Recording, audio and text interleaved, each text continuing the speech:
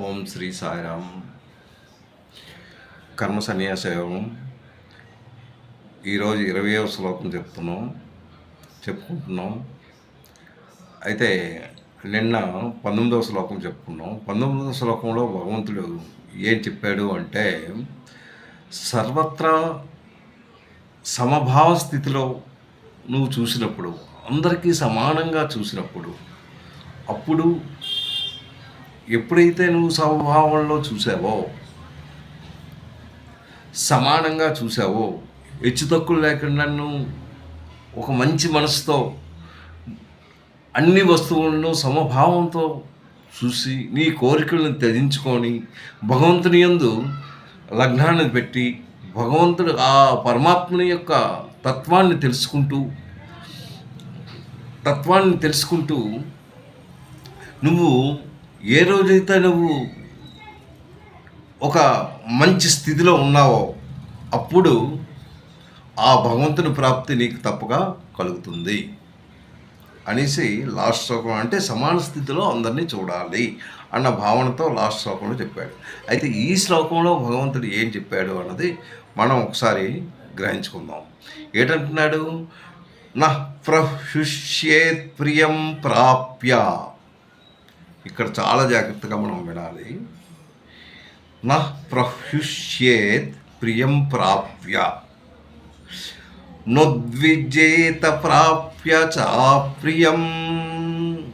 ఇది 5వ అధ్యాయంలో 20వ శ్లోకం. మీరు నేను చెప్పుతున్నప్పుడు 5వ అధ్యాయం ఒకసారి తీసి దాంట్లో 20వ శ్లోకం ఒకసారి తీసినట్టయితే అప్పుడు మీకు ఆ శ్లోకం తాలూకా అర్థం మీకు తెలుస్తుంది. ఆ శ్లోకం తాలూకా ఏంటంటే ఆ భావన, ఆ శ్లోకంలో ఉన్న అర్థం, భగవంతుడు ఏం చెప్పాడు అనేది మీకు చక్కగా అర్థమవుతుంది. మనం ఇప్పుడు 5వ అధ్యాయంలో ఉన్నాం. 5వ అధ్యాయంలో 20వ శ్లోకం. నా ప్రహృష్యేత్ ప్రియం ప్రాప్య నోద్విజేత్ ప్రాప్య చాప్రియం. ఇప్పుడు ఏదైతే నేను చెప్తున్నానో ఆ వర్డ్స్ మీకు కొద్దిగా అర్థం అవడం కొద్దిగా కష్టమైన పని. అది జాగ్రత్తగా వింటే మాత్రం ఇది చాలా సులభం. ప్రహృష్యత్ అంటే ప్రహృష్యత్, నా ప్రహృష్యత్, ఇక్కడ నా అని పెట్టాడు. నా ప్రహృష్యత్ పొంగిపోవడం. దేనికి పొంగిపోతాం? ప్రియం. ఏదైనా ప్రియంగల వస్తువు మీకు ఒకసారి దొరికిందనుకో చాలా పొంగిపోతారు. అక్కడ నా ప్రహృష్యత్ ప్రియం ప్రాప్య అంటే దొరుకుతుంది. ఏదైతే ప్రియమైన వస్తువు మీకు దొరికినప్పుడు చాలా సంతోషపడతారు. అలాగే ప్రాప్య నోద్విజేత్ ప్రాప్య చ ప్రియం. ఇది అప్రియం.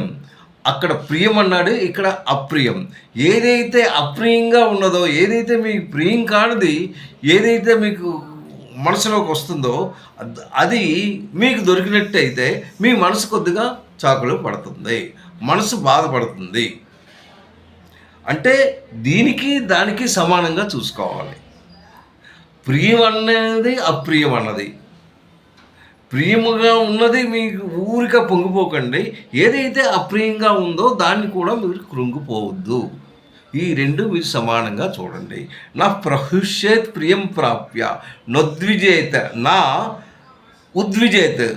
అందులో ఉద్వేగం పొందకూడదు. ఎక్కువగా నేను నాకు కావాలి అన్న భావనతో మీరు ఎప్పుడూ ఉండకూడదు. నా ఉద్విజేత్ ప్రాప్య అప్రియం అంటే అప్రియం, ప్రియం కానిది. అక్కడ ప్రియం అన్నాడు, ప్రియమైనది. ఇక్కడ అప్రియం అంటే ప్రియం లేనిది. ఈ రెండిటిను సమానంగా చూసుకో అని ఫస్ట్ వర్డ్ చెప్పాడు. రెండవ వర్డ్ స్థిర బుద్ధి రసమ్మూఢః అసమ్మూఢః. దాని గురించి నువ్వు ఆ ప్రియము అప్రియము అన్నది దాంట్లో మోహం పడక, ఎక్కువగా మోహాన్ని దాంట్లో పడించక, మోహ విసుడై దాన్ని మోహంతో నువ్వు దాన్ని పట్టుకోక, దాన్ని విడిచిపెట్టు. స్థిర బుద్ధి గలవాడు, నిశ్చలమైన బుద్ధి ఉన్నవాడు దాన్ని గట్టిగా పట్టుకోడు. ఆ స్థిర బుద్ధి రసం మూఢః. స్థిర బుద్ధి అయిన వాడు ఎవడైతే ఉంటాడో వాడు దాన్ని పట్టుకోడు. కానీ నువ్వు దాన్ని పట్టుకోక దేన్ని మోహం, దాంట్లో మోహం పడిపోక. ఏ వస్తువైనా మోహం గురించి, ఏ వస్తువైనా కావాలని దాంట్లో మోహం పొందొద్దు. మూఢ బ్రహ్మ విబ్రహాని స్థిత. అంటే బ్రహ్మవిత్ బ్రహ్మని స్థిత. బ్రహ్మవిత్ అంటే బ్రహ్మవేత్తలు, అంటే అన్నీ తెలుసుకున్న వాళ్ళు, మహాపండితులు, బ్రహ్మవేత్త. వాళ్ళేంటి బ్రాహ్మణి, సచ్చిదానంద గణ పరమ అంటే దాని ఎందే ఉంటారు. అది బ్రాహ్మణి స్థిత. ఆ బ్రాహ్మణ అంటే వాళ్ళు ఆ దానికి చేరుకొని దాంట్లో ఉన్నవారు అన్నమాట. ఇదేంటంటే లాభం వచ్చినప్పుడు పొంగిపోకూడదు. అంటే ఆ తర్వాత మీరు అప్రియులు ఏదైతే నష్టపడిపోయారో దాని గురించి కూడా మీరు కృంగిపోకూడదు. స్థిరమైన, ఎవరికైతే స్థిరమైన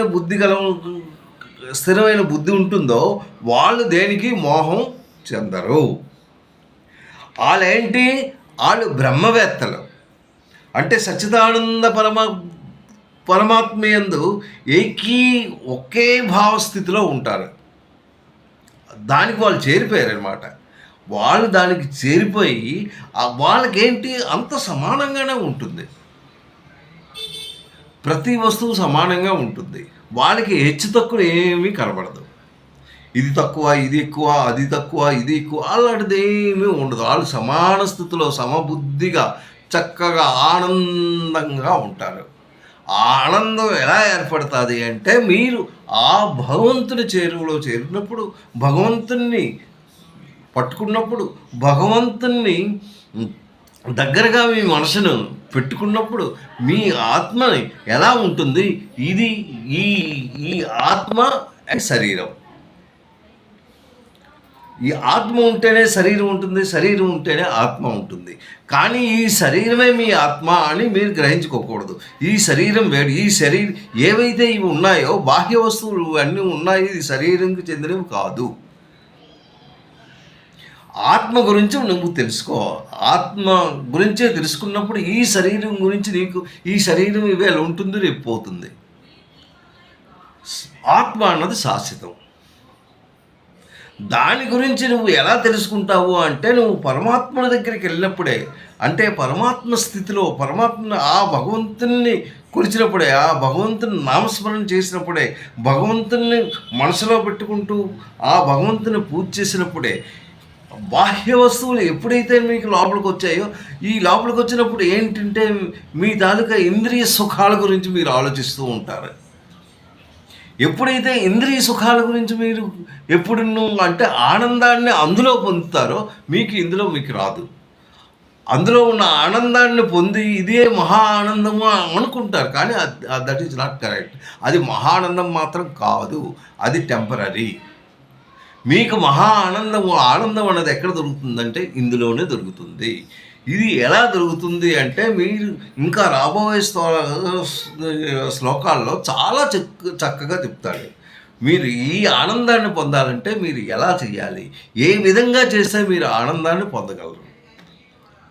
అయితే ఈ శ్లోకంలో ఏం చెప్పాడు అంటే ఊరికే మీరు పొంగిపోకూడదు. ఈరోజు మీరు వ్యాపారం చేసే లాభాలు వచ్చే విపరీతమైన డబ్బు వచ్చేసింది, ఆ డబ్బుతో బ్రహ్మాండంగా ఉన్నది అన్న ఊరిక పొంగిపోకూడదు. అది శాశ్వతం కాదు, శాశ్వతమైనది ఇది. ఈ శాశ్వతం గురించి తెలుసుకోండి, మీ ఆత్మ గురించి తెలుసుకోండి, మీ శరీరం గురించి తెలుసుకోండి. ఇది ఎప్పుడైతే తెలుసుకుంటారో మీరు దానికి ఆనందాన్ని పొందరు. మీకు ఇంత డబ్బు రాని మీ ఆనందాన్ని పొందరు. అలాగే మీరు నష్టపోయినన్ను ఒక దాంట్లో ఏదో చేశారు, మీరు నష్టపోయారు, ఓకే, మీ వస్తువు పోయింది, ఓకే, నాకు ప్రాప్తి లేదు, అంతే. నాకు ప్రాప్తి అయితే కంపల్సరీ ఆ వస్తువు పోతే అది నా దగ్గరే ఉంటుంది. నాది కాని వస్తువు నాది పోయింది, అంతే. దాని గురించి ఇంకా ఆలోచించకూడదు. దాని గురించి ఆలోచిస్తే ఇంకా మనసు బాధపడుతూనే ఉంటుంది. అందు గురించి ఏది పోయినా ఏది వచ్చిన వస్తువుని నువ్వు ఊరిక గొప్ప అయిపోకూడదు, పోయిన వస్తువులతో నువ్వు విచారించకూడదు. ఈ 2 సమానంగా చూసుకోవాలి. ఈ 2 సమానంగా చూసుకోవాలంటే ఎలా చూసుకోవాలి? నువ్వు పరమాత్ముడిని ఎప్పుడైతే నువ్వు ధ్యానిస్తావో, స్థిర బుద్ధి ఎప్పుడైతే నీకు ఉంటుందో, మంచి బుద్ధి ఎప్పుడైతే నీకు ఉంటుందో, అంటే ఈ బుద్ధి, జ్ఞానము, శరీరము ఇదంతా ఒకదానికొకటి లింకు. ఈ బుద్ధి, మనసు తర్వాత శరీరం. ఈ శరీరంతో మీరు కర్మలను ఆచరిస్తూ ఉంటారు. మనస్సు చెప్తుంది ఫలానా కావాలి అని. ఆ బుద్ధి ఏంటంటే అది తప్ప ఒప్ప అని చెప్తూ ఉంటుంది. కానీ దీంట్లో ఉన్న బలం ఎక్కువగా ఉంటే ఆ బలాన్ని చేసుకుంటుంది. అది ఆనందంగా ఉంది, ఇది బాగుంది, ఇది చక్కగా ఉంది, ఇందులోకి వెళ్దాము అంటుంది. కాదు అది తప్పు, ఇందులో వెళ్ళు అనేసి అది చెప్పినా ఇది విన్నవదు. అంటే అక్కడ బుద్ధి తాలూకా స్వభావం కొద్దిగా డౌన్ లెవెల్లో ఉంటుంది. అంటే చాలా తక్కువ లెవెల్లో ఉంటుంది. ఎందుకు ఆ తక్కువ లెవెల్ వచ్చింది? 2 సమానంగా ఉండాలి కదా. మరి ఆ బుద్ధి అన్నది ఎందుకు తక్కువ లెవెల్లో వచ్చింది అని మీరు ధ్యానించుకుంటే, అంటే మీలో ఉన్న లోపం, మీలో ఉన్న గుణ ప్రభావం, ఆ గుణ ప్రభావంతో మీకు అదేమో తక్కువలో ఉంటుంది. ఏంటి గుణం? సత్వగుణం, రజోగుణం, తమోగుణం. మీరు తమోగుణంలో ఉన్నారా, రజోగుణంలో ఉన్నారా, సత్వగుణంలో ఉన్నారా? ఏ గుణంలో ఉంటే ఆ గుణం తాలూకా ఇవే వస్తాయి. మీ తాలూకా శరీరం తాలూకా లక్షణాలు వస్తుంటాయి అన్నమాట. ఆ లక్షణాలు వచ్చినప్పుడు మీరు ఏంటంటే ముందు స్థిర బుద్ధి కావాలి, మంచి బుద్ధిని సంపాదించుకోవాలి. మీరు అలాంటివేమీ లోపలికి తీసుకోకుండా జాగ్రత్త పడాలి. జాగ్రత్త పడినప్పుడే మీరు చక్కగా ముందుకు వెళ్ళగలరు. దీనికి ఏంటి? స్థిర బుద్ధి కావాలి. స్థిర బుద్ధి కావాలి అంటే మీకు ఎలా దొరుకుతుందో ఒక్కొక్కటి లింక్. స్థిర బుద్ధి కావాలి అంటే ముందు భగవంతుని ధ్యానించుకోవాలన్నమాట. భగవంతుని ధ్యానించుకుంటే కానీ మీకు స్థిర బుద్ధి రాదు. మంచి బుద్ధి అన్నది మీకు కలగదు. ఎన్నో ఆలోచనలు వస్తాయి. ఆ ఆలోచనతో సతమతం అవుతూ ఉంటారు. ఏవో దొరికిపోయి దాని గురించి ఊరికే ఆనందపడిపోతారు. ఆ ఆనందపడిపోయి అసలు మర్చిపోతూ ఉంటారు. కొన్నాళ్ళ తర్వాత మళ్ళీ డౌన్ గ్రేడ్ అవుతుంది. డౌన్ గ్రేడ్ అయినప్పుడు ఊరికే కురిగిపోతారు. అయ్యో నాకు ఎంత దొరికింది, ఇదేమో నాకు పాడైపోయింది, ఇది అయిపోయింది. ఇంకా విపరీతమైన ఆలోచనలతో మీకు సతమతం అవుతూ ఉంటారు. ఇది డౌన్ అండ్ అప్ ఇదే మీకు తెలుస్తుంది. కానీ అసలు మాత్రం మీకు తెలియదు. అసలు ఏంటి? భగవంతుని ధ్యానం. భగవంతుని ధ్యానించినట్టయితే దీంతో మీకు ఉండదు. మీకు స్థిర బుద్ధి కంపల్సరీ ఉండాలి. ఇది ఉన్నట్టయితే నీకు డౌన్ అవ్వని అప్ అవ్వని 2 సమానమే. 2 సమానంగా ఎప్పుడైతే మీరు చూస్తారో అప్పుడు భగవద్ ధ్యానంలోకి వెళ్ళగలరు. అప్పుడు మీకు మహా ఆనందం కలుగుతుంది. అప్పుడే మీకు పరమానందం కలుగుతుంది అన్న భావనతో ఈ శ్లోకం చెప్పారు. నెక్స్ట్ రేపు రాబోయే శ్లోకంలో అది ఇంకా బాగుంటుంది. నేను ఒక్కొక్క శ్లోకం చెప్తుంటాను. మీరు ఏ రోజైతే నేను శ్లోకం చెప్తానో ఆ రోజు మీరు దయచేసి ఆ గీతా పుస్తకాన్ని తీసి నేను ఇప్పుడు చెప్తున్నది ఏంటంటే 5వది కర్మ సన్యాస యోగం. కర్మ సన్యాస యోగంలో 20వ శ్లోకం ఈరోజు అయింది. రేపు 21. సాయిరామ్.